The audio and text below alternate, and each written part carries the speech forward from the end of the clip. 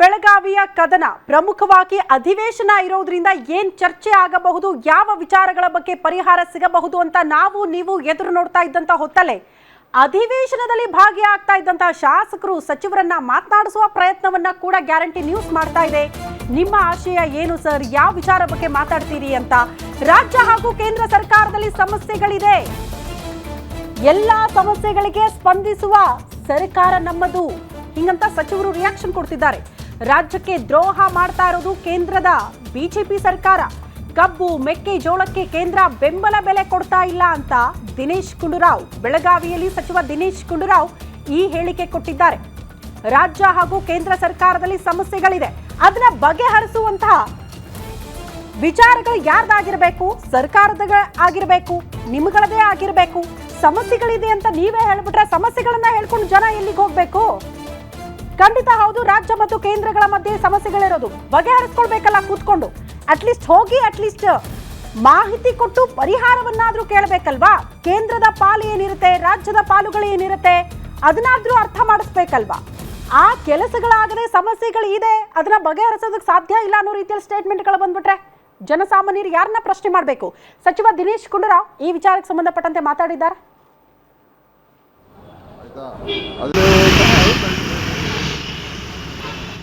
ಸಮಸ್ಯೆಗಳು ಯಾವಾಗಲೂ ಕೂಡ ಇರ್ತದೆ. ಸಮಸ್ಯೆ ಇಲ್ಲದೆ ಇರುವಂಥ ಒಂದು ವ್ಯವಸ್ಥೆ ನಮ್ಮ ದೇಶದಲ್ಲೇನಿಲ್ಲ. ಯಾವುದೇ ಸರ್ಕಾರ ಇರಲಿ, ರಾಜ್ಯ ಸರ್ಕಾರಕ್ಕಿರಲಿ, ಕೇಂದ್ರ ಸರ್ಕಾರಕ್ಕಿರಲಿ, ಆಯಿತಾ. ಅದರಿಂದ ವಿಪಕ್ಷಗಳು ಸಮಸ್ಯೆಗಳು ಸುರಿಮಳೆ ಇದೆ ಅಂತ ಹೇಳುವಂಥದ್ದೇನೋ ಅದೇನು ದೊಡ್ಡ ವಿಷಯ ಏನಲ್ಲ. ಆದರೆ ಎಲ್ಲ ಸಮಸ್ಯೆಗಳಿಗೆ ಸ್ಪಂದಿಸ್ತಾ ಇರತಕ್ಕಂಥ ಸರ್ಕಾರ ಅಂತ ಹೇಳಿದ್ರೆ ನಮ್ಮ ಸರ್ಕಾರ. ಅದು ಕಬ್ಬು ಬೆಳೆಗಾರರಾಗಿರ್ಬೋದು, ಮೆಕ್ಕೆಜೋಳ ಬೆಳೆಗಾರರಾಗಿರ್ಬೋದು, ಉತ್ತರ ಕರ್ನಾಟಕದ ಹಲವಾರು ವಿಚಾರಗಳೇ ಆಗಿರ್ಬೋದು, UKPಯ ಒಂದು ಅದನ್ನು ಆ ಪ್ರಾಜೆಕ್ಟನ್ನು ಅನುಷ್ಠಾನ ಮಾಡುವಂಥದ್ದು ವಿಚಾರ ಆಗಿರ್ಬೋದು, ಎಲ್ಲ ಥರಲ್ಲೂ ಕೂಡ ನಮ್ಮ ಸರ್ಕಾರದ ಸ್ಪಂದನೆ ಇದೆ. ಇವತ್ತು ವೈಫಲ ಆಗಿರುವಂಥದ್ದು ನಮ್ಮ ಸರ್ಕಾರ ಅಲ್ಲ, ಇವತ್ತು BJP ಕೇಂದ್ರ ಸರ್ಕಾರ ರಾಜ್ಯಕ್ಕೆ ದ್ರೋಹ ಮಾಡ್ತಾ ಇರುವಂಥದ್ದು, ರಾಜ್ಯದ ರೈತರಿಗೆ ದ್ರೋಹ ಮಾಡ್ತಾ ಇರುವಂಥದ್ದು. ಕಬ್ಬು ಬೆಳೆಗಾರರಿಗೆ ಸಂಪೂರ್ಣವಾಗಿ ಕೇಂದ್ರ ಸರ್ಕಾರ ನಮ್ಮ ಕಬ್ಬು ಬೆಳೆಗಾರರ ಕಡೆ ತಿರುಗೂ ಕೂಡ ನೋಡಲಿಲ್ಲ. ಯಾವುದೇ ರೀತಿಯ ಸಮಸ್ಯೆಗೆ ಪರಿಹಾರ ಹುಡುಕೋದ್ರಲ್ಲಿ, ಯಾಕಂದರೆ ಅವ್ರ ಜವಾಬ್ದಾರಿ ಭಾಳ ಇದೆ ಕೇಂದ್ರ ಸರ್ಕಾರದ್ದು, ಏನೂ ಕೂಡ ಮಾಡಲಿಲ್ಲ. ಅದೇ ರೀತಿ ಮೆಕ್ಕೆಜೋಳ ಈಗ ಇದ್ರ ಬಗ್ಗೆನೂ ಕೂಡ ಸಂಪೂರ್ಣವಾಗಿ ಕೇಂದ್ರ ಸರ್ಕಾರ ಇವತ್ತು ಕೈಚಲ್ಲಿ ಕೂತ್ಕೊಂಡಿದೆ, ಏನನ್ನು ಕೂಡ ಮಾಡೋದಕ್ಕೆ ತಯಾರಾಗಿಲ್ಲ. MSP ಸಚಿವ ದಿನೇಶ್ ಗುಂಡೂರಾವ್ ಅವರ ಸ್ಟೇಟ್ಮೆಂಟ್ ಅನ್ನ ಕೇಳಿಸ್ಕೊಂಡ್ರಿ. ಕೇಂದ್ರ ಮತ್ತು ರಾಜ್ಯದ ಮಧ್ಯೆ ಒಂದಷ್ಟು ಸಮಸ್ಯೆಗಳಿದೆ, ಅದು ಯಾವಾಗಲೂ ಕೂಡ ಇದ್ದೇ ಇರುತ್ತೆ ಅಂತ. ಯಾವಾಗಲೂ ಯಾಕಿರಬೇಕು, ಅದನ್ನ ಪರಿಹಾರ ಕಂಡು ಹಿಡ್ಕೊಳ್ಳೋ ನಿಟ್ಟಿನಲ್ಲಿ ಕೆಲಸಗಳನ್ನ ಮಾಡಿ ಅಂತ ಜನ ಕೇಳ್ತಿದ್ದಾರೆ. ಅವ್ರು ಹೇಳ್ತಾ ಇರೋದು, ಈಗ ವಿಪಕ್ಷಗಳು ಹೇಳೋ ರೀತಿಯಲ್ಲಿ ಜ್ವಲಂತ ಸಮಸ್ಯೆಗಳು ಸಾಕಷ್ಟಿದೆ, ಅದ್ರ ಬಗ್ಗೆ ರಾಜ್ಯ ಸರ್ಕಾರ ಗಮನ ಕೊಡ್ತಾ ಇಲ್ಲ ಅಂತ ಅಲ್ಲ. ರಾಜ್ಯ ಸರ್ಕಾರ ಅದ್ರ ಬಗ್ಗೆ ಗಮನ ಕೊಟ್ಟಿದೆ, ಅಷ್ಟೇನು ಸಮಸ್ಯೆಗಳಿಲ್ಲ. ಪ್ರತಿ ಬಾರಿ ಕೂಡ ಅಂತ ಸಮಸ್ಯೆಗಳು ಇದ್ದೇ ಇರುತ್ತೆ ಬಿಡಿ, ಅದು ಸಾಮಾನ್ಯ ಅನ್ನೋ ರೀತಿಯಲ್ಲಿ ಸಚಿವ ದಿನೇಶ್ ಗುಂಡೂರಾವ್ ಅವರು ಸ್ಟೇಟ್ಮೆಂಟ್ ಕೊಡ್ತಿದ್ದಾರೆ. ಈ ಉತ್ತರವನ್ನ ಜನ ನಿರೀಕ್ಷೆ ಮಾಡಲ್ಲ ಅಂತ, ಈ ರೀತಿಯ ಉತ್ತರವನ್ನ ಕೊಡೋದು ಕೂಡ ಸರಿಯಲ್ಲ ಅಂತ. ಸಮಸ್ಯೆಗಳು ಇಲ್ಲದೇ ಇರೋ ರೀತಿಯಲ್ಲಿ ಕೆಲಸ ಮಾಡ್ತೀನಿ ಅಂತ ತಾನೇ ನೀವು ಅಧಿಕಾರಕ್ಕೆ ಬರೋದು. ಅಧಿಕಾರಕ್ಕೆ ಕೂತ ಬಳಿಕ ಸಮಸ್ಯೆಗಳಿದ್ದೇ ಇರುತ್ತೆ ಬಿಡಿ, ಏನ್ ಮಾಡೋಣ ಅನ್ನೋ ರೀತಿಯಲ್ಲಿ ಸಮಜಾಯಿಷಿ ಕೊಟ್ರೆ ಅದನ್ನ ಜನ ಏನ್ ಮಾಡಬೇಕು, ಹೆಂಗಿದನ್ನ ಸ್ವಾಗತ ಮಾಡ್ಕೊಳ್ತಾರೆ? ಖಂಡಿತ ಸಾಧ್ಯ ಇಲ್ಲ.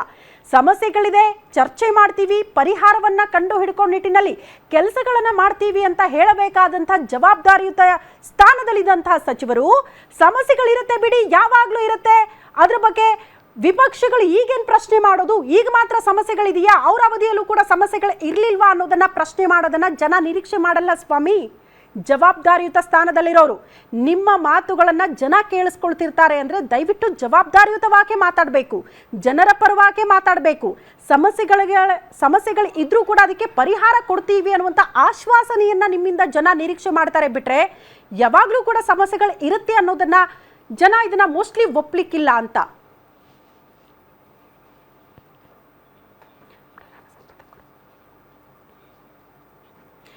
ಈ ಬಗ್ಗೆ ಮತ್ತಷ್ಟು ಡೀಟೇಲ್ಸ್ ಅನ್ನ ಕೊಡೋದಕ್ಕೆ ಬೆಳಗಾವಿಯಿಂದಲೇ ಪ್ರಧಾನ ಸಂಪಾದಕಿ ರಾಧಾ ಹಿರೇಗೌಡರ್ ನೇರ ಸಂಪರ್ಕದಲ್ಲಿ ಜಾಯಿನ್ ಆಗ್ತಿದ್ದಾರೆ. ರಾಧಾ, ಇವತ್ತಿನಿಂದ ಅಧಿವೇಶನ ಪ್ರಾರಂಭ, ನಿಮ್ಮ ನಿರೀಕ್ಷೆಗಳು? ಯಾಕಂದ್ರೆ ಉತ್ತರ ಕರ್ನಾಟಕ ಭಾಗದವರಾಗಿರೋದ್ರಿಂದ ನಿಮಗೆ ಗೊತ್ತಿರುತ್ತೆ ಅಲ್ಲಿನ ಜ್ವಲಂತ ಸಮಸ್ಯೆಗಳೇನು, ಅಟ್ಲೀಸ್ಟ್ ಅದ್ರ ಬಗ್ಗೆ ಚರ್ಚೆ ಆಗುತ್ತಾ, ಏನಾದ್ರೂ ಪರಿಹಾರದ ನಿರೀಕ್ಷೆ ಮಾಡಬಹುದಾ, ಅಥವಾ ಜಸ್ಟ್ ರಾಜಕೀಯ ವಿಚಾರಕ್ಕೆ ಸಂಬಂಧಪಟ್ಟಂತೆ ಗದ್ದಲ ಕೋಲಾಹಲಕ್ಕೆ ಮಾತ್ರ ಸದನ ಸೀಮಿತ ಆಗ್ಬಿಡುತ್ತಾ ಅನ್ನೋದು ಪ್ರಶ್ನೆ.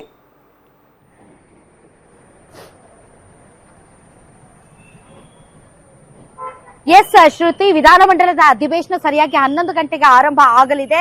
ಈ ಹಿನ್ನೆಲೆಯಲ್ಲಿ ಎಲ್ಲಾ ತಯಾರಿಗಳ ಬಗ್ಗೆ ಕೂಡ ನಿಮ್ಮ ಗ್ಯಾರಂಟಿ ನ್ಯೂಸ್ ಬೆಳಿಗ್ಗೆಯಿಂದಲೂ ಕೂಡ ಬಹಳಷ್ಟು ಜನ, ಸುಮಾರು 10 ಜನ ಸಿಬ್ಬಂದಿಗಳ ತಂಡ, ಅದರಲ್ಲಿ ನಮ್ಮ ರಿಪೋರ್ಟರ್ಸ್ ಇದ್ದಾರೆ, ಕ್ಯಾಮ್ರಾಮನ್ಸ್ ಇದ್ದಾರೆ, ಒಟ್ಟಾರೆ ಸಿಬ್ಬಂದಿಗಳಿದ್ದಾರೆ.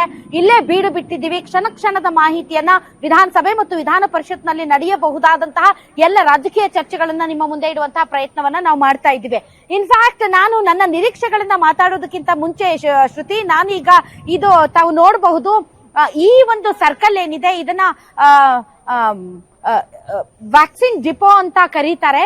ಇಲ್ಲಿ ಎಂಇಎಸ್ ಗೋಸ್ಕರ ಪೊಲೀಸರು ಸರ್ಪಗಾವಲು ಹಾಕಿ ಕಾಯ್ತಾ ಇದ್ದಾರೆ. ತಾವು ನೋಡಬಹುದು ಎಂಟ್ರೆನ್ಸ್, ಇಲ್ಲಿಂದ ಎಂಟ್ರೆನ್ಸ್ ಅಲ್ಲಿ ಅಕಸ್ಮಾತ್ ಬಂದ್ರೆ ಅಲ್ಲಿ ತಡೆಯೋದಕ್ಕೆ ಅಲ್ಲೂ ಕೂಡ ಪೊಲೀಸ್ ಸಿಬ್ಬಂದಿಗಳನ್ನ ನೇಮಕ ಮಾಡಲಾಗಿದೆ. ತಮ್ಗೆ ಗೊತ್ತಿದೆ ಎಂಇಎಸ್ ಯಾವ ರೀತಿ ತರಲೆ ಮಾಡ್ತಾ ಇರುತ್ತೆ ಕಿತಾಪತಿ ಅಂತ. ಯಾವಾಗ ಕರ್ನಾಟಕ ರಾಜ್ಯೋತ್ಸವ, ಕನ್ನಡ ರಾಜ್ಯೋತ್ಸವ ಆಗುತ್ತೋ ಆಗ ಅವರು ಕರಾಳ ದಿನವನ್ನ ಆಚರಣೆ ಮಾಡ್ತಾರೆ. ಮತ್ತೆ ಯಾವಾಗ ವಿಧಾನಮಂಡಲ ಅಧಿವೇಶನ ನಡೆಯುತ್ತೋ ಅವಾಗ ಮಹಾಮೇಳವ ಮಾಡ್ತಾರೆ. ಅಂದ್ರೆ ಪ್ಯಾರಲಲ್ ಆಗಿ ಇವರು ಕೂಡ ಒಂದು ಸರ್ಕಾರದ ರೀತಿ ಕೆಲಸ ಮಾಡೋದಕ್ಕೆ ಪ್ರಯತ್ನ ಪಟ್ಟಾಗಲ್ಲ, ನಮ್ಮ ಪೊಲೀಸರು ದಂಡಂ ದಶಗುಣಂ ಅಂತ ಎತ್ತಾಕಿ ಅವರನ್ನ ಬಸ್ಗಳಲ್ಲಿ ಎಲ್ಲಿ ಕಳಿಸ್ಬೇಕೋ ಅಲ್ಲಿಗೆ ಕಳಿಸ್ತಾ ಇದ್ದಾರೆ. ಬಟ್ ಆದರೂ ಕೂಡ ಈ ರೀತಿಯಾದಂತಹ ಉದ್ದಟತನ, ಈ ತರದ ಖ್ಯಾತೆ, ಈ ತರದ ಒಂದು ರೀತಿ ತರಲೆ ಮಾತ್ರ ಎಂಇಎಸ್ ಬಿಡೋದಿಲ್ಲ ಅಂತ ಅನ್ಸುತ್ತೆ.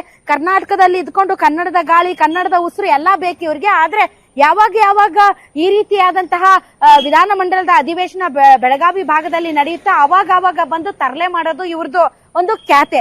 ಆ ಹಿನ್ನೆಲೆಯಲ್ಲಿ ತಾವು ನೋಡಬಹುದು ಪೊಲೀಸರು ಯಾವ ರೀತಿ ತಯಾರಿಯನ್ನ ಮಾಡ್ಕೊಂಡಿದ್ದಾರೆ. ಈ ಸಲ ಮಹಾಮೇಳವಕ್ಕೆ ಅವರು ಅವಕಾಶವನ್ನ ಕೊಟ್ಟಿಲ್ಲ. ಆದ್ರೂ ಕೂಡ ಹೇಗಾದ್ರೂ ಮಾಡಿ ಅವರು ನುಗ್ಗುತ್ತಾರೆ. ಗೊತ್ತಿದೆ ಅವರಿಗೆ, ಇಲ್ಲಿಯ ಗಲ್ಲಿಗಳು ಗೊತ್ತಿದೆ. ನುಗ್ಗಿ ಬಿಟ್ಟು ಇಲ್ಲಿ ಏನಾದ್ರೂ ಒಂದು ಸೀನ್ ಕ್ರಿಯೇಟ್ ಮಾಡೋದಕ್ಕೆ ಬೇಕಾದಂತ ಎಲ್ಲಾ ತಯಾರಿಗಳನ್ನ ಎಂಇಎಸ್ ಅನ್ನುವಂತ ಖ್ಯಾತೆ ಸಂಘಟನೆ ಮಾಡ್ತಾನೆ ಇರುತ್ತೆ. ಮತ್ತು ಪೊಲೀಸರು ಯಾವ ರೀತಿ ಸಜ್ಜಾಗಿದ್ದಾರೆ ಅನ್ನೋದಕ್ಕೆ ಸಂಬಂಧಪಟ್ಟಂತೆ ಈಗಾಗಲೇ 2 ಬಸ್ಗಳನ್ನ ರೆಡಿ ಮಾಡ್ಕೊಂಡು ಇಟ್ಕೊಂಡಿದ್ದಾರೆ. ಈ ಬಸ್ಗಳಲ್ಲಿ ಬಂದಂತಹ ಎಂಇಎಸ್ ಕಾರ್ಯಕರ್ತರನ್ನ ತುಂಬಿ ಅವರನ್ನ ಕಳುಹಿಸೋದಕ್ಕೆ ಬೇಕಾದಂತಹ ವ್ಯವಸ್ಥೆಯನ್ನ ಪೊಲೀಸರು 2 ಬಸ್ಗಳಲ್ಲಿ ಮಾಡ್ಕೊಂಡಿದ್ದಾರೆ. ಅದೇ ರೀತಿ ತಾವು ನೋಡಬಹುದು ಒಂದು ರೀತಿ ಸರ್ಪಗಾವಲನ್ನ ಏರ್ಪಡಿಸಲಾಗಿದೆ. ಪ್ರತಿ ಸಾರಿಯೂ ಕೂಡ ಯಾವಾಗ ಮಹಾಮೇಳವನ್ನ ಮಾಡ್ತಾರೆ ಅವಾಗ ಅವಕಾಶಗಳನ್ನ ಕೊಡ್ತಾ ಇತ್ತು ಪೊಲೀಸ್ ಇಲಾಖೆ, ಜಿಲ್ಲಾಡಳಿತ. ಆದ್ರೆ ಈ ಬಾರಿ ಯಾವುದೇ ರೀತಿಯಾದಂತಹ ಅವಕಾಶವನ್ನ ಕೊಟ್ಟಿಲ್ಲ. ಯಾವುದೇ ರೀತಿಯಂತ ಕಾನೂನು ಸುವ್ಯವಸ್ಥೆಗೆ ತೊಡಕಾಗಬಾರದು ಅನ್ನೋ ನಿಟ್ಟಿನಲ್ಲಿ ಕಂಪ್ಲೀಟ್ ಬಿಗಿ ಭದ್ರತೆಯನ್ನ ಕೂಡ ಏರ್ಪಡಿಸಲಾಗಿದೆ. ಎಸಿಪಿ ಮತ್ತು ಈಗಾಗಲೇ ಕಮಿಷನರ್ ಕೂಡ ಆಗಮಿಸಿ ಯಾವ ರೀತಿಯಾದಂತಹ ಬಿಗಿ ಬಂದೋಬಸ್ತ್ ಮಾಡಿದ್ದಾರೆ. ತಾವು ನೋಡಬಹುದು ಯಾವ ರೀತಿಯಾದಂತಹ ಟೈಟ್ ಸೆಕ್ಯೂರಿಟಿ ಇದೆ ಇಲ್ಲಿ ಅಂತ. ಆದ್ರೂ ಪದೇ ಈ ಒಂದು ಮಹಾಮೇಳವ ನಡೆಸುವಂತ ಸಂದರ್ಭದಲ್ಲಿ ಈ ಎಂಇಎಸ್ ಸಂಘಟನೆಯನ್ನ ನಿಷೇಧ ಮಾಡಬೇಕು ಅಂತ ಬಹಳಷ್ಟು ಒತ್ತಾಯ ಇದೆ. ಕರ್ನಾಟಕ ರಕ್ಷಣಾ ವೇದಿಕೆ ಕೂಡ ಈ ವಿಚಾರದಲ್ಲಿ ಬಹಳಷ್ಟು ಗಮನ ಸೆಳೀತಾ ಇದೆ. ಬೆಳಗಾವಿ ಅಧಿವೇಶನದಲ್ಲೇ ಇವ್ರನ್ನ ನಿಷೇಧ ಮಾಡಬೇಕು, ಈ ಸಂಘಟನೆಯನ್ನ ನಿಷೇಧ ಮಾಡಬೇಕು ಅಂತ. ಈಗ ಉಗ್ರ ಭಾಷಣ ಮಾಡೋರ ವಿರುದ್ಧ ಕಠಿಣ ಕ್ರಮ ತೆಗೆದುಕೊಳ್ತೀವಿ ಅಂತ ಹೊಸ ಕಾಯ್ದೆಯನ್ನ ತರೋದಕ್ಕೆ ಏನು ಸರ್ಕಾರ ಮುಂದಾಗಿದೆ, ಅದೇ ರೀತಿ ಈ ಕನ್ನಡ ನಾಡಿನ ಅಖಂಡತೆ, ಸಮಗ್ರತೆ ಮತ್ತು ಭದ್ರತೆಗೆ ತೊಡಕುಂಟು ಮಾಡುವಂತ ಈ ತರದ ಖ್ಯಾತೆ ತರಲೆ ಸಂಘಟನೆಗಳನ್ನು ಕೂಡ ನಿಷೇಧ ಮಾಡಬೇಕು. ಪೊಲೀಸರಿಗೆ ಕೆಲಸ ಇರೋದಿಲ್ವಾ? 3 ಹೊತ್ತು ಇವರು ಕನ್ನಡ ರಾಜ್ಯೋತ್ಸವ ದಿನ ಕರಾಳ ದಿನ ಮಾಡ್ತೀನಿ, ಮತ್ತೊಂದು ಮಹಾಮೇಳವ ಮಾಡ್ತೀನಿ ಅಂತ ಖ್ಯಾತೆ ತೆಗಿತಾ ಇದ್ರೆ ಇವ್ರಿಗೆ ಸೆಕ್ಯೂರಿಟಿ ಕೊಟ್ಕೊಂಡು ಬೇರೆ ರೀತಿಯಂತ ಕೆಲಸ ಕಾರ್ಯಗಳನ್ನ ಬಿಟ್ಕೊಂಡು ಇವ್ರ ಹಿಂದಿಂದೆ ಓಡಾಡೋದಕ್ಕೆ. ಸೊ ಒನ್ಸ್ ಫಾರ್ ಆಲ್ ಇಂಥ ಸಂಘಟನೆಗಳನ್ನ ನಿಷೇಧ ಮಾಡೋದು ತುಂಬಾ ಬೆಟರ್ ಅಂತ ಅನ್ಸುತ್ತೆ. ಪ್ರಜಾಪ್ರಭುತ್ವ ವ್ಯವಸ್ಥೆಯಲ್ಲಿ ಎಲ್ಲರಿಗೂ ಕೂಡ ಧ್ವನಿ ಇರುತ್ತೆ. ಹಾಗಂತ ನೀವು ಇಲ್ಲಿದ್ದುಕೊಂಡು ನಾವು ಮಹಾರಾಷ್ಟ್ರಕ್ಕೆ ಹೋಗ್ಬೇಕು, ಮಹಾರಾಷ್ಟ್ರಕ್ಕೆ ಸೇರ್ಬೇಕು, ನಾವು ಮಹಾರಾಷ್ಟ್ರದ ನಾಯಕರು ಬಂದ್ಬಿಟ್ಟು ಇಲ್ಲಿ ತಮ್ಮ ಚಟ ತೀರ್ಸ್ಕೊಳ್ಳಕ್ಕೆ ಬಂದು ದೊಡ್ಡ ಭಾಷಣ ಮಾಡಿ ಇಲ್ಲಿಯ ಶಾಂತಿಯನ್ನ ಕದೋಡುವಂತಹ ಪ್ರಯತ್ನ ಮಾಡಬೇಕು ಅಂದಾಗ ಅದಕ್ಕೆ ಯಾವುದೇ ರೀತಿಯಾದಂತಹ ಆಸ್ಪದ ಕೊಡಬಾರದು. ಆ ಹಿನ್ನೆಲೆಯಲ್ಲಿ ಬೇಕಾದಂತಹ ವ್ಯವಸ್ಥೆಗಳನ್ನ ಮಾಡಿಕೊಳ್ಳಲಾಗಿದೆ. ತಾವು ನೋಡಬಹುದು.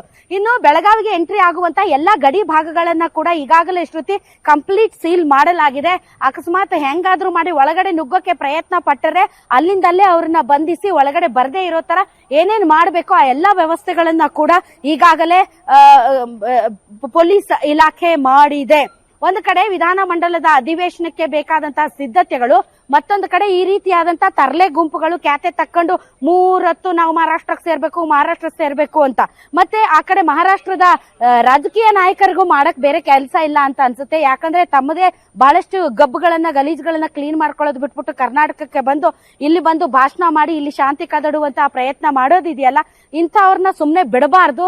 ಮತ್ತು ಪದೇ ಪದೇ ಶ್ರುತಿ ಈ MES ಅನ್ನುವಂತ ಸಂಘಟನೆಯನ್ನ ನಿಷೇಧ ಮಾಡಬೇಕು ಅಂತ ಈಗಾಗಲೇ ತಮಗೆ ಗೊತ್ತಿದೆ. 2022ರಲ್ಲಿ ಇದೇ ತರ ಮಹಾಮೇಳ ಮಾಡೋದಕ್ಕೆ ಬಂದಂತ MES ಕಾರ್ಯಕರ್ತರಿಗೆ ಅಥವಾ ನಾಯಕರಿಗೆ ಮಸಿ ಬಳಿದಂತಹ ಕನ್ನಡ ಪರ ಹೋರಾಟಗಾರರ ಮೇಲೆ ರೌಡಿ ಶೀಟರ್ ಕೂಡ ಹಾಕಲಾಗಿದೆ. ಅಷ್ಟರ ಮಟ್ಟಿಗೆ ಒಂದು ವೇಳೆ ಕರ್ನಾಟಕ ರಕ್ಷಣಾ ವೇದಿಕೆ ಇಲ್ಲದೆ ಇದ್ರೆ ಇವತ್ತು ನಾವು ಕನ್ನಡದ ನಾಮಫಲಕಗಳನ್ನು ಕೂಡ ನೋಡೋದಕ್ಕೆ ಸಾಧ್ಯ ಇರ್ತಿರ್ಲಿಲ್ಲ ಅಂತ ಅನ್ಸುತ್ತೆ. ಅಷ್ಟರ ಮಟ್ಟಿಗೆ ಪರಿಸ್ಥಿತಿ ಇದೆ. ಏನೇ ಆಗಲಿ, ಈಗ ಪೊಲೀಸರಿಗೆ ಬೇರೆ ಕೆಲಸ ಇರಲ್ಲ ನೋಡಿ. ಪಾಪ ಎಷ್ಟೊಂದು ಜನ ಭದ್ರತೆಗೆ ಇಲ್ಲಿ ನಿಯೋಜನೆಗೊಂಡಿದ್ದಾರೆ. ಒಂದಿಷ್ಟು ಅಹಿತಕರ ಘಟನೆಗಳು ನಡೀಲಿ ಅಥವಾ ಕಾನೂನು ಸುವ್ಯವಸ್ಥೆಯಲ್ಲಿ ಸ್ವಲ್ಪ ತೊಡಕಾದ್ರೂ ಕೂಡ ನಾವು ಪೊಲೀಸ್ ಇಲಾಖೆಯನ್ನ ಪ್ರಶ್ನೆ ಮಾಡ್ತೀವಿ, ಏನ್ ಮಾಡ್ತಾ ಇದ್ರಿ ನೀವು ಅಂತ. ಆದ್ರೆ ಈ ರೀತಿಯಾದಂತಹ ತರಲೆ ಗುಂಪುಗಳು ಖ್ಯಾತೆ ತಕ್ಕೊಂಡು 3 ಹೊತ್ತು ಇಂತಹ ಅಧಿವೇಶನದ ಸಂದರ್ಭದಲ್ಲಿ ಬಂದು ಶಾಂತಿ ಕದಡುವಂತಹ ಪ್ರಯತ್ನ ಮಾಡ್ತಾನೆ ಇರ್ತವೆ. ಪ್ರತಿ ವರ್ಷ ಇವ್ರಿಗೇನ್ ಬೇರೆ ಕೆಲಸ ಇರೋದಿಲ್ವಾ ಅಂತ ಪ್ರತಿ ವರ್ಷ ಹಿಂಗೆ ಬಂದು ಇವರು ಆ ಕಡೆಯಿಂದ ಬರ್ತಾರೆ, ಆ ಗೇಟಿಂದ ಬರ್ತಾರೆ, ಈ ಗೇಟಿಂದ ಬರ್ತಾರ, ಆ ಗಡಿಯಿಂದ ಬರ್ತಾರ, ಈ ಗಡಿಯಿಂದ ಬರ್ತಾರ ಅಂತ 3 ಹೊತ್ತು ಹದ್ದಿನ ಕಣ್ಣನ್ನ ಇಟ್ಟು ಅವ್ರನ್ನ ಅಲ್ಲೇ ಬಂಧಿಸೋದು, ಅವ್ರಿಗೋಸ್ಕರ ಇದ್ದ ಬಂದಂತಹ ಎಲ್ಲಾ ಭದ್ರತೆಯನ್ನ ನಿಯೋಜಿಸೋದು, ಒನ್ಸ್ ಫಾರ್ ಆಲ್ ನಿಷೇಧ ಮಾಡಿ ಒದ್ದು ಒಳಗೆ ಹಾಕ್ಬೇಕಷ್ಟೇ. ಈಗ ಉಗ್ರ ಭಾಷಣಕ್ಕೆ ಸಂಬಂಧಪಟ್ಟಂತೆ ಕಾಯ್ದೆ ತರೋದಕ್ಕೆ ಏನು ಸರ್ಕಾರ ಹೊರಟಿದೆ, ಅದೇ ರೀತಿ ಈ ನಾಡಿನ ಅಖಂಡತೆ, ಭದ್ರತೆ ಮತ್ತು ಸಮಗ್ರತೆಗೆ ಧಕ್ಕೆ ತರುವಂತ ಅದ್ ಯಾವುದೇ ಸಂಘಟನೆಗಳಾಗಿರ್ಬೇಕು, ಮುಖ ಮೂತಿ ಮುಲಾಜಿಲ್ಲದೆ ಅವುಗಳನ್ನ ನಿಷೇಧ ಮಾಡಬೇಕು. ಇಲ್ಲದೆ ಇದ್ರೆ ಈ ತರದ ಖ್ಯಾತೆ ಯಾರು ಸಹಿಸ್ಕೊಳ್ತಾರೆ ಅಂತ ನೋಡಿ. ಎಷ್ಟು ಅಸಹ್ಯ ಅಂತ. ನಾವು ಇಡೀ ರಾಜ್ಯ ಒಂದಾಗಿ ಕನ್ನಡದ ಹಬ್ಬ, ಕನ್ನಡದ ಜಾತ್ರೆ, ಕನ್ನಡ ರಾಜ್ಯೋತ್ಸವ ಮಾಡಿದ್ರೆ ಇವರು ಕರ್ನಾಟಕದಲ್ಲೇ ಇದ್ಕೊಂಡು ಕನ್ನಡದಲ್ಲೇ ಎಲ್ಲಾ ವ್ಯವಹಾರ ಮಾಡ್ಕೊಂಡು ಇಲ್ಲಿನ ಗಾಳಿ, ಇಲ್ಲಿನ ಯೋಜನೆಗಳು, ಇಲ್ಲಿನ ಸಕಲ ಸವಲತ್ತುಗಳನ್ನ ಪಡ್ಕೊಂಡು ಕರಾಳ ದಿನ ಆಚರಿಸೋದಂತೆ, ಇವರು ಕಪ್ಪು ದಿನ ಆಚರಿಸೋದಂತೆ, ಕಪ್ಪು ಬಟ್ಟೆ ಧರಿಸೋದಂತೆ, ನಾವು ಸಂಭ್ರಮದಿಂದ ಇರುವಾಗ ಇವ್ರು ಶೋಕಾಚರಣೆ ಮಾಡೋದಂತೆ. ನಾವು ವಿಧಾನಮಂಡಲ ಅಧಿವೇಶನದಲ್ಲಿ ಇವನ್ ಗಡಿ ಭಾಗ ಸೇರಿದಂತೆ ಅಲ್ಲಿರುವಂತಹ ಉತ್ತರ ಕರ್ನಾಟಕ ಭಾಗದ ಗಡಿ ಭಾಗದಲ್ಲೂ ಕೂಡ ಬೇಕಾಗಿರುವಂತಹ ಸಕಲ ಸೌಕರ್ಯಗಳು, ಸವಲತ್ತುಗಳ ಬಗ್ಗೆ ವಿಧಾನಮಂಡಲ ಅಧಿವೇಶನದಲ್ಲಿ ಚರ್ಚೆ ಮಾಡಿ ಕಟ್ಟ ಕಡೆಯ ವ್ಯಕ್ತಿಗೂ ಕೂಡ ಸರ್ಕಾರದ ಯೋಜನೆಗಳನ್ನ ಸಿಗುವ ನಿಟ್ಟಿನಲ್ಲಿ, ಅತ್ಯವಶ್ಯಕವಾದಂತಹ ಸೌಕರ್ಯಗಳು ಸಿಗುವ ನಿಟ್ಟಿನಲ್ಲಿ ನಾವು ಅಲ್ಲಿ ಒತ್ತಾಯ ಮಾಡಿ, ಅಲ್ಲಿ ಸಮಗ್ರವಾದಂತಹ ಒಂದು ಚರ್ಚೆ ಮಾಡಿ ಒಂದು ಪರಿಹಾರವನ್ನ ಕಂಡುಕೊಳ್ಳುವ ನಿಟ್ಟಿನಲ್ಲಿ ಸರ್ಕಾರಗಳನ್ನ ಒತ್ತಾಯಿಸಬೇಕೇ ಹೊರತು ನಾವು ಅದಕ್ಕೆ ಪರ್ಯಾಯವಾಗಿ ಇಲ್ಲಿ ಮಹಾಮೇಳ ಮಾಡ್ತೀವಿ, ಮಹಾರಾಷ್ಟ್ರಗಳಿಂದ ಪುಡಾರಿಗಳನ್ನ ಕಳಿಸ್ಬಿಟ್ಟು ಇಲ್ಲಿ ಭಾಷಣ ಮಾಡಿಸ್ತೀವಿ ಅಂತ ಅನ್ನೋದಿದೆಯಲ್ಲ. ಈ ಬಾರಿ ಜಿಲ್ಲಾಡಳಿತ ಒಂದು ಒಳ್ಳೆ ತೀರ್ಮಾನ ತಗೊಂಡಿದೆ, ಪೊಲೀಸ್ ಇಲಾಖೆ ಒಂದು ಒಳ್ಳೆ ತೀರ್ಮಾನ ತಗೊಂಡಿದೆ.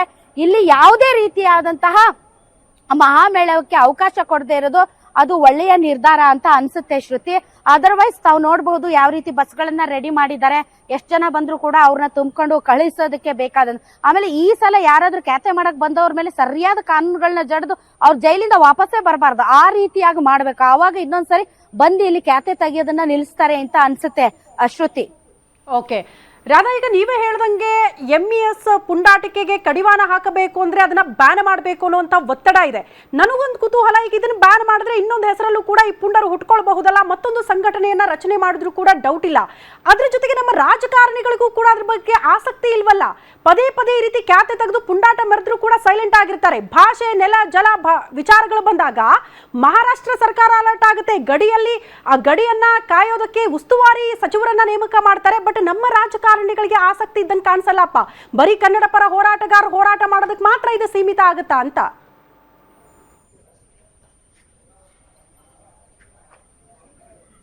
ಹೌದು, ಅದು ಮಾತ್ರ ನಿಜ. ಯಾಕೆ ಅಂದ್ರೆ ತಮ್ಗೆ ಗೊತ್ತಿರಬಹುದು ನಮ್ಮಲ್ಲಿರುವಂತಹ ರಾಜಕೀಯ ಹೇಗಿದೆ ಅಂತಂದ್ರೆ ಬಹಳಷ್ಟು ಈಗ ಬೆಳಗಾವಿ ಗ್ರಾಮೀಣ ಸೇರಿದಂತೆ ಬೆಳಗಾವಿನ ಗಡಿಯಾಚಿನ ಪ್ರದೇಶಗಳಲ್ಲಿರುವಂತಹ ಕ್ಷೇತ್ರಗಳಲ್ಲಿ ಮರಾಠಿ ವೋಟರ್ಸೇ ಜಾಸ್ತಿ ಇದ್ದಾರೆ ಶ್ರುತಿ. ಹೀಗಾಗಿ ಮರಾಠಿ ವೋಟರ್ಸ್ ಅನ್ನ ಅವರಿಗೆ ನೀವು ಓಲೈಸಲಿಲ್ಲ ಅಂತಂದ್ರೆ ಬಹಳಷ್ಟು ಕ್ಷೇತ್ರಗಳಲ್ಲಿ ನಮ್ಮ ನಾಯಕರು ಗೆಲ್ಲೋದು ಬಹಳ ಕಷ್ಟ ಇದೆ. ಸೊ ಯಾವಾಗ ನಾಡು, ನುಡಿ, ಜಲ, ಭಾಷೆ ಅನ್ನುವಂತ ವಿಚಾರಗಳು ಬಂದಾಗ ಮೇಲ್ನೋಟಕ್ಕೆ ಮಾತ್ರ ಭಾಷಣ ಹೊಡಿತಾರೆ. ಆದ್ರೆ ಅವ್ರವ್ರ ಕ್ಷೇತ್ರಗಳಿಗೆ ಹೋಗಿ ಜೈ ಮರಾಠಿ, ಜೈ ಶಿವಾಜಿ ಅಂತ ಹೇಳಿ ಓಟ್ ಹಾಕಿಸ್ಕೊಂಡು ಮತ್ತೆ ವಿಧಾನಸಭೆಗೆ ಬರ್ತಾರೆ. ಸೊ ಅವರಿಂದ ಯಾವುದೇ ರೀತಿಯಾದಂತಹ ಪರಿಣಾಮಕಾರಿಯಾದಂತಹ ಹೆಜ್ಜೆ ತೆಗೆದುಕೊಳ್ಳೋದಕ್ಕೆ ಸಾಧ್ಯನೇ ಇಲ್ಲ. ಬೇಕಾದ್ರೆ ನೋಡಿ, ನಮ್ಮ ಬಸ್ಗಳಿಗೆ ಕಲ್ಲು ಹೊಡೆಯೋದಾಗ್ಲಿ ಅಥವಾ ನಮ್ಮ ಬಸ್ ಕಂಡಕ್ಟರ್ಗಳಿಗೆ ಮತ್ತು ಡ್ರೈವರ್ಗಳಿಗೆ ಮಹಾರಾಷ್ಟ್ರದಲ್ಲಿ ಮಸಿ ಬಳಿಯುವಂತ ಪ್ರಯತ್ನವನ್ನ ಮಾಡಿದ್ರು, ಕಲ್ಲೆಸೆಯುವಂತಹ ಪ್ರಯತ್ನವನ್ನ ಮಾಡಿದ್ರು. ಮತ್ತು ಮಹಾರಾಷ್ಟ್ರದ ನಾಯಕರು ರಾಜಾರೋಷವಾಗಿ ಇಲ್ಲಿ ಬೆಳಗಾವಿಗೆ ಬಂದು ತಮ್ಗೆ ಬೇಕಾದದ್ದು ಭಾಷಣ ಹೊಡೆದು ತಮ್ಗೆ ಏನ್ ಬೇಕೋ ಅದನ್ನ ಸಾಧಿಸಿ ವಾಪಸ್ ಹೋಗ್ತಾರೆ. ಆದರೆ ಇಲ್ಲಿರುವಂತಹ ನಾಯಕರುಗಳು ಒಂದು ಕಟ್ಟುನಿಟ್ಟಾದ ಒಂದು ದಿಟ್ಟ ನಿರ್ಧಾರವನ್ನ ತೆಗೆದುಕೊಳ್ಳೋದಕ್ಕೆ ಇವ್ರಿಗೆ ಸಾಧ್ಯ ಆಗ್ತಾ ಇಲ್ಲ. Because vote politics. ಒಂದು ವೇಳೆ ನಾವು ಮರಾಠಿಗರ ವಿರುದ್ಧ ಮಾತಾಡ್ಬಿಟ್ರೆ, ನಾವು ಮಹಾರಾಷ್ಟ್ರ ನಾಯಕರ ವಿರುದ್ಧ ಮಾತಾಡ್ಬಿಟ್ರೆ, ನಾವು ಏನಾದ್ರೂ MES ನಾಯಕರ ವಿರುದ್ಧ ಮಾತಾಡ್ಬಿಟ್ರೆ ನಾಳೆ ನಮ್ಗೆ ಓಟ್ ಸಿಗಲ್ಲ ಅನ್ನುವಂತ ಒಂದು ಭಯದೊಂದಿಗೆ ಇವರು ಯಾವುದೇ ರೀತಿ ತುಟಿ ಪಿಟ್ಟಕ್ಕೆ ಅನ್ನೋದಿಲ್ಲ.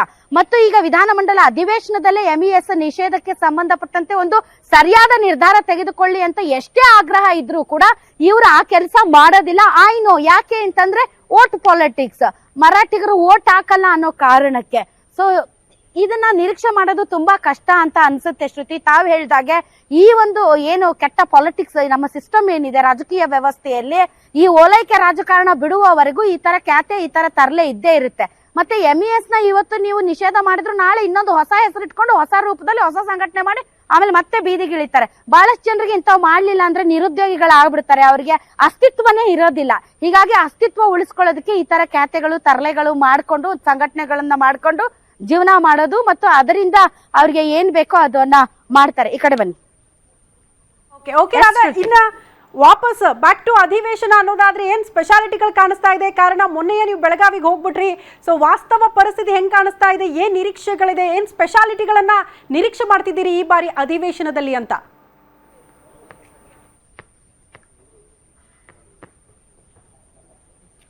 ಓಕೆ, ಈ ಬಾರಿ ಅಧಿವೇಶನದಲ್ಲಿ ಡೆಫಿನೆಟ್ಲಿ ಈಗ ಒಂಥರ ಈ 60-40 ತರ ಇದೆ. ಯಾಕೆ ಅಂತಂದ್ರೆ ಹೈಯರ್ ಹ್ಯಾಂಡ್ ಅಲ್ಲಿ ವಿಪಕ್ಷಗಳು ಇವೆ ಮತ್ತು ಲೋಯರ್ ಹ್ಯಾಂಡ್ ಅಲ್ಲಿ ಆಡಳಿತ ಪಕ್ಷ ಇದೆ. ಸಾಲು ಸಾಲು ಸರಮಾಲೆಗಳ ಸಮಸ್ಯೆಗಳ ಸರಮಾಲೆಗಳು ಮತ್ತು ಸಾಲು ಸಾಲು ವಿವಾದಗಳು ಇವೆಲ್ಲವುಗಳನ್ನ ಹಿಡ್ಕೊಂಡು ವಿಪಕ್ಷ ಕಟ್ಟಿ ಹಾಕೋದಕ್ಕೆ ರೆಡಿ ಆಗಿದೆ. ಬಟ್ ಈ ಒಂದು ಉಗ್ರ ಭಾಷಣದ ಒಂದು ಅಸ್ತ್ರವನ್ನ ಪ್ರಯೋಗ ಮಾಡಿದೆ ಸರ್ಕಾರ. ಬಟ್ ಅದೇ ವಿಚಾರ ಹಿಡ್ಕೊಂಡು ಇಡೀ ಸದನವನ್ನ ಗದ್ದಲ ಮತ್ತು ದೊಂಬಿಯನ್ನ ಮಾಡೋದಕ್ಕೆ ವಿಪಕ್ಷಗಳು ರೆಡಿ ಇಲ್ಲ. ಏನೇ ಆಗ್ಲಿ ಚರ್ಚೆ ಮಾಡಬೇಕು ಅಂತ ಈಗಾಗಲೇ ಮೆಕ್ಕೆಜೋಳ ಆಗಿರ್ಬಹುದು, ರೈತರಾಗಿರ್ಬಹುದು ಮತ್ತು ನೆರೆ ಪರಿಹಾರದಿಂದ ಏನು ರೈತರು ಸಂಕಷ್ಟಕ್ಕೆ ಒಳಗಾಗಿದ್ದಾರೆ ಆ ವಿಚಾರ ಇರಬಹುದು, ನಿರುದ್ಯೋಗ ಸಮಸ್ಯೆ ಇರಬಹುದು. ಈಗಾಗಲೇ ಪದವೀಧರರು ಅಲ್ಲಲ್ಲಿ ಸಿಡಿದೆದ್ದಿದ್ದಾರೆ. ಸರ್ಕಾರಿ ಹುದ್ದೆಗಳನ್ನ ಭರ್ತಿ ಮಾಡುವಂತಹ ವಿಚಾರದಲ್ಲಿ ಸರ್ಕಾರ ಯಾವ ರೀತಿ ಹಿಂದೇಟ್ ಹಾಕ್ತಾ ಇದೆ ಮತ್ತು ಬೇರೆ ಬೇರೆ ಅಭಿವೃದ್ಧಿ ವಿಚಾರಗಳಿಗೆ ಮತ್ತು ಎಸ್ಪೆಷಲಿ ಉತ್ತರ ಕರ್ನಾಟಕ ಭಾಗದಲ್ಲಿ ಬಿಕಾಸ್ ಆಫ್ ಗ್ಯಾರಂಟಿ ಯೋಜನೆಗಳು ಬಹಳಷ್ಟು ಅಭಿವೃದ್ಧಿ ಯೋಜನೆಗಳು ಹಿಂದೆ ಬಿದ್ದಿರೋದ್ರಿಂದ ಉತ್ತರ ಕರ್ನಾಟಕ ಭಾಗದ ಹಲವಾರು ಶಾಸಕರುಗಳು ರೊಚ್ಚಿಗೆದ್ದಿದ್ದಾರೆ. ಸ್ವತಃ ಆಡಳಿತ ಪಕ್ಷದ ಶಾಸಕರುಗಳು ಕೂಡ ರೊಚ್ಚಿಗೆದ್ದಿರೋದು ತಮಗೆ ಗೊತ್ತು. ರಾಜು ಕಾಕೆ, ಪಾಟೀಲ್ ಸೇರಿದಂತೆ ಬಹಳಷ್ಟು ಜನ ಓಪನ್ ಆಗಿ ಮಾತಾಡ್ತಾ ಇದ್ದಾರೆ. ಪ್ರತ್ಯೇಕ ಉತ್ತರ ಕರ್ನಾಟಕ ಅನ್ನೋ ತರದಲ್ಲೂ ಕೂಡ ಹಲವಾರು ಮಾತುಗಳು ಕೇಳಿ ಬರ್ತಾ ಇರೋದ್ರಿಂದ ಡೆಫಿನೆಟ್ಲಿ ಪ್ರತಿಪಕ್ಷ ಅಂತೂ ಸಿಕ್ಕಾಪಟ್ಟೆ ಗಟ್ಟಿಯಾಗಿ ಈ ಬಾರಿ ಆಡಳಿತ ಪಕ್ಷವನ್ನ ಕಟ್ಟಿ ಹಾಕೋಕೆ ಬೇಕಾದಂತಹ ಎಲ್ಲ ಅಸ್ತ್ರವನ್ನ ಪ್ರಯೋಗ ಮಾಡುತ್ತೆ. ದಿ ಸೇಮ್ ಟೈಮ್ ನಾಳೆ ವೆರಿ ಇಂಪಾರ್ಟೆಂಟ್, ಸುಮಾರು 20,000 ಜನರೊಂದಿಗೆ ಬಿಜೆಪಿ ಪ್ರತಿಭಟನೆಗೆ ರೆಡಿ ಆಗಿದೆ. ಬಿಜೆಪಿ ಮತ್ತು JDS ಮೈತ್ರಿ ಏನಿದೆ ವಿರೋಧ ಪಕ್ಷ ರೆಡಿ ಆಗಿದೆ ಅಂತ ಹೇಳ್ತಾ ಇದ್ದಾರೆ. ಆದ್ರೆ ಅದರ ರೂಪುರೇಷೆಗೆ ಸಂಬಂಧಪಟ್ಟಂತೆ ಇವತ್ತು ಬಿಜೆಪಿ ಶಾಸಕಾಂಗ ಪಕ್ಷದ ಸಭೆಯಲ್ಲಿ ಒಂದು ಸರಿಯಾದಂತಹ ನಿರ್ಧಾರವನ್ನ ತೆಗೆದುಕೊಳ್ತಾರೆ. ಅವಿಶ್ವಾಸ ನಿರ್ಣಯ ಮಂಡನೆಯ ಬಗ್ಗೆ ಸ್ವತಃ ಬಿಜೆಪಿಯಲ್ಲಿ ಒಂದ್ ಸ್ವಲ್ಪ ಗೊಂದಲ ಇದ್ದಂಗಿದೆ. ಯಾಕೆಂದ್ರೆ ರಾಜ್ಯಾಧ್ಯಕ್ಷರು ವಿಜಯೇಂದ್ರ ಒಂದ್ ಹೇಳ್ತಾರೆ, ಈ ಕಡೆ ವಿಪಕ್ಷ ನಾಯಕ ಅಶೋಕ್ ಒಂದ್ ಹೇಳ್ತಾರೆ. ಅವರಲ್ಲೇ ಹೊಂದಾಣಿಕೆ ಇದ್ದಂಗಿಲ್ಲ. ಮತ್ತೆ ಅವಿಶ್ವಾಸ ನಿರ್ಣಯದಿಂದ ಅವ್ರ ಹತ್ರ ನಂಬರ್ಸ್ ಇಲ್ಲ. ನೀವು ಅವಿಶ್ವಾಸ ನಿರ್ಣಯ ಯಾವಾಗ ಮಾಡ್ತೀರಂದ್ರೆ ನಿಮ್ಮ ಹತ್ರ ಗಟ್ಟಿಯಾದ ನಂಬರ್ಸ್ ಇದ್ದಾಗ. ಅವ್ರ ಹತ್ರ ನಂಬರ್ಸ್ ಇಲ್ಲದೆ ಇರುವಾಗ ಅವಿಶ್ವಾಸ ನಿರ್ಣಯದ ಪ್ರಶ್ನೆ ಉದ್ಭವ ಆಗಲ್ಲ. ಆದ್ರೂ ಸರ್ಕಾರನ ಇಕ್ಕಟ್ಟಿಗೆ ಸಿಲುಕಿಸೋ ವಿಚಾರಕ್ಕೆ ಸಂಬಂಧಪಟ್ಟಂತೆ ಈ ತರದ ಮಾತುಗಳು ಕೇಳಿ ಬರ್ತಾ ಇದೆ. ಬಟ್ ಆಡಳಿತ ಪಕ್ಷ ರೆಡಿ ಆಗಿದೆ ಉತ್ತರ ಕೊಡೋದಕ್ಕೆ, ಕೌಂಟರ್ ಕೊಡೋದಕ್ಕೆ. ಆದ್ರೂ ಕೂಡ ರಾಜ್ಯದಲ್ಲಿ ಕೆಲವೊಂದು ಕಾನೂನು ಸುವ್ಯವಸ್ಥೆ ಆಗಿರ್ಬೋದು ಮತ್ತು ರೈತರ ಹೋರಾಟ ಆಗಿರ್ಬೋದು, ಬೆಂಬಲ ಬೆಲೆ ನಿಗದಿ ಆಗಿರ್ಬೋದು, ಉತ್ತರ ಕರ್ನಾಟಕದ ಸಮಸ್ಯೆಗಳಾಗಿರ್ಬೋದು, ಸಾಲು ಸಾಲು ಈ ಕುರ್ಚಿ ಬಿಕ್ಕಟ್ಟಾಗಿರ್ಬಹುದು, ಈ ಕುರ್ಚಿ ಬಿಕ್ಕಟ್ಟಿನಿಂದ ಆಡಳಿತ ಯಂತ್ರ ಸ್ಲೋ ಡೌನ್ ಆಗಿರ್ಬಹುದು, ಈ ಎಲ್ಲ ವಿಚಾರಗಳನ್ನ ಇಟ್ಕೊಂಡು ಆಡಳಿತ ಪಕ್ಷವನ್ನ ಕಟ್ಟಿ ಹಾಕೋದಕ್ಕೆ ವಿಪಕ್ಷ ರೆಡಿ ಆಗಿದೆ ಶ್ರುತಿ. ಬಟ್ ನನಗಿರೋದು ಈ ವಿಚಾರ ಏನು ಅಂತಂದ್ರೆ, ನೀವು ಕೇವಲ ಅವ್ರ ಬೆನ್ನು ಇವ್ರು ಕೆರೆಯೋದು, ಇವ್ರ ಬೆನ್ನು ಅವ್ರು ಕೆರೆಯೋದು, ಇದನ್ನೇ ಮಾಡ್ಕೊಂಡು ಇಡೀ ಸದನವನ್ನ ಹಾಳು ಮಾಡಿ ಗಬ್ಬೆಬ್ಸೋದಕ್ಕಿಂತ ಜ್ವಲಂತ ಸಮಸ್ಯೆಗಳ ಬಗ್ಗೆ, ಎಸ್ಪೆಷಲಿ ಉತ್ತರ ಕರ್ನಾಟಕದ ಅಭಿವೃದ್ಧಿಯ ಬಗ್ಗೆ ಚರ್ಚೆ ಮಾಡಿ ಅದರಲ್ಲೂ ಉತ್ತರ ಕರ್ನಾಟಕ ಭಾಗದ ಶಾಸಕರುಗಳಿಗೆ ಅತಿ ಹೆಚ್ಚು ಟೈಮ್ ಕೊಟ್ರೆ ಡೆಫಿನೆಟ್ಲಿ ಬೆಳಗಾವಿಯ ಅಧಿವೇಶನ ಒಂದು ಫಲಪ್ರದ ಆಗುತ್ತೆ. ಅದರ್ವೈಸ್ ಸುಮ್ನೆ ನಾವು ಗದ್ದಲ ಮಾಡ್ತೀವಿ, ಗಲಾಟೆ ಮಾಡ್ತೀವಿ ಅಂತಂದ್ರೆ ಇದರಿಂದ ಯಾರಿಗೂ ಯಾವುದೇ ಪ್ರಯೋಜನ ಆಗಲ್ಲ. ಯಾಕಂದ್ರೆ ಇಡೀ ಆಡಳಿತ ಯಂತ್ರ ಬೆಳಗಾವಿಯಲ್ಲಿ ಇದೆ. ಇಷ್ಟು ದುಡ್ಡು ಖರ್ಚು ಮಾಡಿ ಜನರ ದುಡ್ಡಲ್ಲಿ ಅಧಿವೇಶನ ಮಾಡಿ ಸುಮ್ನೆ ಬೈದಾಡ್ಕೊಂಡು ಸುಮ್ನೆನೆ ಇಡೀ ಕಲಾಪವನ್ನ ವ್ಯರ್ಥ ಮಾಡೋದು ಸರಿ ಅಲ್ಲ ಅಂತ ಅನ್ಸುತ್ತೆ. ನಾನು ಕೂಡ ಉತ್ತರ ಕರ್ನಾಟಕದ ಹೆಣ್ಮಗಳಾಗಿ ಉತ್ತರ ಕರ್ನಾಟಕ ಭಾಗದ ಸಮಸ್ಯೆಗಳಿಗೆ ಅತಿ ಹೆಚ್ಚು ಒಂದು ಒತ್ತನ್ನ ಕೊಟ್ಟು ಚರ್ಚೆ ಮಾಡಿದರೆ ಬೆಟರ್ ಅಂತ ಅನ್ಸುತ್ತೆ. ಅಲ್ಲೇನೋ ಸ್ವಲ್ಪ ಡೆವಲಪ್ಮೆಂಟ್ಸ್ ಆಗ್ತಾ ಇರೋ ಹಾಗೆ ಇದೆ. ನೋಡೋಣ ಶ್ರುತಿ, ಎಲ್ಲರೂ ಓಡ್ತಾ ಇದ್ದಾರೆ. ಓಕೆ ರಾಧಾ, ಧನ್ಯವಾದಗಳು. ಫಾಲೋ ಅಪ್ ಮಾಡಿ ಖಂಡಿತ ಮಾಹಿತಿನ ಪಡ್ಕೊಳ್ತೀವಿ ಅದ್ರ ಬಗ್ಗೆ ಕೂಡ. ಪ್ರಮುಖವಾಗಿ ಇದು ನೋಡಿ, ಬೆಳಗಾವಿಯಲ್ಲಿ ವಾಸ್ತವ ಪರಿಸ್ಥಿತಿ ಇದು. ಒಂದ್ ಕಡೆ ಅಧಿವೇಶನ ನಡೆಯೋದಕ್ಕೆ ಸಿದ್ಧತೆಗಳಾಗ್ತಾ ಇದ್ರೆ, ಮತ್ತೊಂದು ಕಡೆ MES ಪುಂಡಾಟ ಮಿತಿ ಮೀರಿ ಬಿಟ್ಟಿದೆ ಬೆಳಗಾವಿಯಲ್ಲಿ. ಇಷ್ಟೆಲ್ಲ ಆದ್ರೂ ಕೂಡ ಇದಕ್ಕೆ ಕಡಿವಾಣ ಹಾಕೋದಕ್ಕೆ ಯಾಕೆ ಸಾಧ್ಯ ಆಗ್ತಾ ಇಲ್ಲ ಅಂತ ಅನುಮತಿ ಕೊಡದಿದ್ರು ಕೂಡ ಮಹಾಮೇಳೋಗೆ ಸಿದ್ಧತೆ ಅಂತೆ. ಮಹಾಮೇಳೋಗೆ ಬರ್ತಿದ್ದ MES ಮುಖಂಡನನ್ನ ಪೊಲೀಸರು ವಶಕ್ಕೆ ಪಡೆದುಕೊಂಡಿದ್ದಾರೆ. ಮಾಳೋಜಿ ಅಷ್ಟೇಕರ್ ಅನ್ನ ವಶಕ್ಕೆ ಪಡೆದುಕೊಂಡಿದ್ದಾರೆ MES ಮುಖಂಡ. ವ್ಯಾಕ್ಸಿನ್ ಡಿಪೋ ಬಳಿ ಮೈದಾನಕ್ಕೆ ಬರ್ತಿದ್ದಂತೆ ಪೊಲೀಸರು ವಶಕ್ಕೆ ಪಡೆದುಕೊಂಡಿದ್ದಾರೆ. ಮಹಾಮೇಳೋಗೆ ಆಗಮಿಸಿದ್ದ ಮಾಜಿ ಮೇಯರ್ ಅವರನ್ನ ಕೂಡ ವಶಕ್ಕೆ ಪಡೆದುಕೊಂಡಂಗೆ ಕಾಣಿಸ್ತಾ ಇದೆ. ಯಾರನ್ನು ಕೂಡ ಬಿಡೋ ಮಾತೇ ಇಲ್ಲ. ಮಹಾಮೇಳ ಮಾಡಕ್ಕೆ ಅವಕಾಶ ಕೊಟ್ಟಿಲ್ಲ ಅಂದ ಮಾತ್ರಕ್ಕೆ ಹೋರಾಟ ಮಾಡ್ತೀವಿ, ಗದ್ದಲ ಗಲಭೆಗಳನ್ನ ಎಬ್ಬಿಸ್ತೀವಿ ಅಂದ್ರೆ ಪೊಲೀಸರು ಅವಕಾಶ ಮಾಡ್ಕೊಡ್ತಾರಾ? ಎತ್ತಾಕೊಂಡು ಹೋಗ್ತಿದ್ದಾರೆ. ದೃಶ್ಯ ನೋಡ್ತಾ ಇದ್ದೀರಿ. ಕೆಲವರನ್ನ ವಶಕ್ಕೆ ಪಡೆದುಕೊಂಡಿದ್ದಾರೆ. ಅದು ಕೂಡ MES ನ ಮುಖಂಡ ಅಂತೆ. ಇವರ ಪ್ರಮುಖ ಉದ್ದೇಶ ಏನ್ ಗೊತ್ತಾ? ಪದೇ ಪದೇ ಈ ರೀತಿ ಖ್ಯಾತಿ ತೆಗೆಯೋದು, ಪುಂಡಾಟ ಮೆರೆಯೋದಕ್ಕೆ ಮಹಾರಾಷ್ಟ್ರಕ್ಕೆ ಮಹಾರಾಷ್ಟ್ರಕ್ಕೆ ಸೇರಿಸಬೇಕು. ಅತಿ ಹೆಚ್ಚಿನ ಮರಾಠಿಗರು ಇರುವಂತಹ ಜಾಗ, ನಾವು ಮಹಾರಾಷ್ಟ್ರಕ್ಕೆ ಸೇರಬೇಕಾದವರು. ಹಂಗಾಗಿ ಈ ಹೋರಾಟಗಳನ್ನ ಪದೇ ಪದೇ ಮಾಡೋದಕ್ಕೆ ಮುಂದೆ ಬರ್ತಾರೆ. ಇಷ್ಟೆಲ್ಲ ಆದ್ರೂ ಕೂಡ ಆ ಭಾಗದ ಜನಪ್ರತಿನಿಧಿಗಳು ಹೇಳ್ಕೊಳ್ಳೋದಕ್ಕೆ ಎಲ್ಲರೂ ಕೂಡ ದೊಡ್ಡ ಮನೆತನದ ರಾಜಕಾರಣಿಗಳೇ. ಬಟ್ ಅಲ್ಲಿ ಹೋದಾಗೆಲ್ಲ ಮರಾಠಿಯಲ್ಲೇ ಭಾಷಣ ಪ್ರಾರಂಭ ಮಾಡ್ತಾರೆ. ಕಾರಣ ಅವರ ಓಟ್ಗಳು ಬೇಕಾಗುತ್ತೆ ಅನ್ನೋ ಕಾರಣಕ್ಕೆ. ಕಂಪ್ಲೀಟ್ ಆಗಿ ಇದಕ್ಕೆ ಕಡಿವಾಣ ಹಾಕೋದಕ್ಕೆ ಈ ಕ್ಷಣಕ್ಕೂ ಸಾಧ್ಯ ಆಗ್ತಾ ಇಲ್ಲ. ಅಂದ್ರೆ ಅವರ ಓಟ್ಗಳು ಬೇಕು, ರಾಜಕಾರಣಕ್ಕೆ ಅವ್ರು ಬೇಕು. ಅವ್ರಿಲ್ಲ ಅಂದ್ರೆ ರಾಜಕೀಯ ಮಾಡಕ್ಕಾಗಲ್ಲ ಅನ್ನುವಂತ ಬೇಸರ ನಮ್ಮ ರಾಜಕಾರಣಿಗಳಿಗೆ. ಹಂಗಾಗಿ ಬೆಳಗಾವಿಯಲ್ಲಿ ಪದೇ ಪದೇ ಇಂಥ ಘಟನೆಗಳು ನಡೀತಾ ಇರೋದು. ಇದನ್ನ ಬ್ಯಾನ್ ಮಾಡೋದೇನು ತುಂಬಾ ಹೊತ್ತಲ್ಲ, ಬ್ಯಾನ್ ಮಾಡಬಹುದು. ಬಟ್ ನಾಳೆ ದಿನ ಹೊಸ ಹೆಸರಲ್ಲಿ ಹೊಸ ಸಂಘಟನೆಯನ್ನ ನಿರ್ಮಾಣ ಮಾಡ್ಕೊಳ್ತಾರೆ. ಅದರಲ್ಲಿ ಆಶ್ಚರ್ಯ ಪಡಬೇಕಾಗಿಲ್ಲ. ಬಟ್ ಇಂಥ ಘಟನೆಗಳಿಗೆ ಯಾಕೆ ಗುಂಡಾನಗರಿ ಪದೇ ಪದೇ ಸಾಕ್ಷಿ ಆಗಬೇಕು ಅನ್ನೋದಷ್ಟೇ ಪ್ರಶ್ನೆ. ಭಾಷೆ ವಿಚಾರಕ್ಕೆ, ನೆಲದ ವಿಚಾರಕ್ಕೆ ಸಂಬಂಧಪಟ್ಟಂತೆ ಪದೇ ಪದೇ ಖ್ಯಾತಿಗಳು ಇದ್ದೇ ಇರುತ್ತೆ. ನಾವು ಕನ್ನಡ ರಾಜ್ಯೋತ್ಸವ ಅಂತ ಸಂಭ್ರಮ ಪಡ್ತಾ ಇದ್ದಾಗ ಕರಾಳ ದಿನ ಆಚರಣೆ ಮಾಡೋದಕ್ಕೆ ಮುಂದಾಗ್ತಾರೆ. ಅಧಿವೇಶನ ನಡೆಯೋ ಹೊತ್ತಿಗೆ ಮಹಾಮೇಳವ ಮಾಡೋದಕ್ಕೆ ಅವಕಾಶ ಮಾಡಿಕೊಡಿ ಅಂತ ಕೇಳ್ತಾರೆ. ಇಂಥ ಸಂಘಟನೆಗಳ ಬೇಕಾ? ಇದನ್ನ ಬ್ಯಾನ್ ಮಾಡಬೇಕು ಅನ್ನುವಂತ ಆಗ್ರಹ ಬಹುದಿನಗಳಿಂದ ಇದೆ. ಬಟ್ ಬ್ಯಾನ್ ಮಾಡಬೇಕು ಅನ್ನುವಂತ ಆಸಕ್ತಿ ನಮ್ಮ ರಾಜಕಾರಣಿಗಳಿಗಿದ್ದಂಗೆ ಕಾಣಿಸ್ತಾ ಇಲ್ಲ. ಬಟ್ ಬ್ಯಾನ್ ಮಾಡಿದ್ರು ಕೂಡ ಫರಕ್ ಬೀಳಲ್ಲ. ಕಾರಣ ನಾಳೆ ದಿನ ಹೊಸ ಸಂಘಟನೆಗಳು ನಿರ್ಮಾಣ ಆದ್ರೂ ಕೂಡ ಆಶ್ಚರ್ಯ ಪಡಬೇಕಾಗಿಲ್ಲ.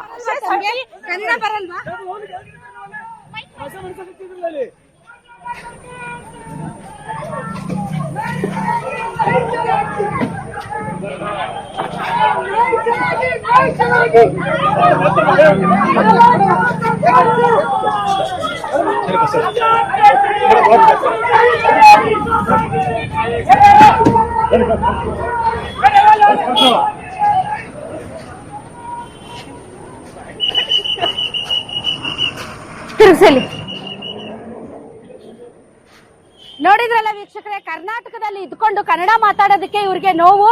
ನಹಿ ಚಲೇಗಿ ಅಂತ. ಇದನ್ನೇನ್ ಡೆಲ್ಲಿ ಅನ್ಕೊಂಡಿದ್ದೀರಾ ಅಥವಾ ಕರ್ನಾಟಕ ಅನ್ಕೊಂಡಿದ್ದಾರೋ ಗೊತ್ತಿಲ್ಲ. ಬೆಳಗಾವಿಯಲ್ಲಿ ಇವ್ರು ಹಿಂದಿ ಮಾತಾಡ್ತಾರೆ, ಮರಾಠಿ ಮಾತಾಡ್ತಾರೆ. ನಾಚಿಕೆ ಮಾನ ಮರ್ಯಾದೆ ಇದ್ರೆ ಹೇಳ್ಬೇಕಿಂತ ಅವ್ರಿಗೆಲ್ಲ ನಹಿ ಚಲೇಗಿ ಅಂತ ಮರಾಠಿಯಲ್ಲಿ ಮಾತಾಡ್ತಾರಂತೆ. ಹಾಗಾದ್ರೆ ಇಲ್ಲಾಕಿರ್ಬೇಕು ಇವ್ರು? ಮರಾಠಿಗೆ ಹೋಗ್ಬೇಕಲ್ಲ, ಮಹಾರಾಷ್ಟ್ರಗೆ ಹೋಗ್ಬೇಕಲ್ಲ, ಕರ್ನಾಟಕದಲ್ಲಿ ಇಟ್ಕೊಂಡು ನಹಿ ಚಲೇಗಿ ಅನ್ನುವಂಥದ್ದು ಎಂತ ದೌರ್ಭಾಗ್ಯ ರೀ ನಮ್ ಕರ್ನಾಟಕದಲ್ಲಿ ಕನ್ನಡಿಗರದು. ಇವ್ರನ್ನೆಲ್ಲ ಬಾಳಾಕ್ ಬಿಡ್ತೀವಲ್ಲ. ಶಾಂತಿ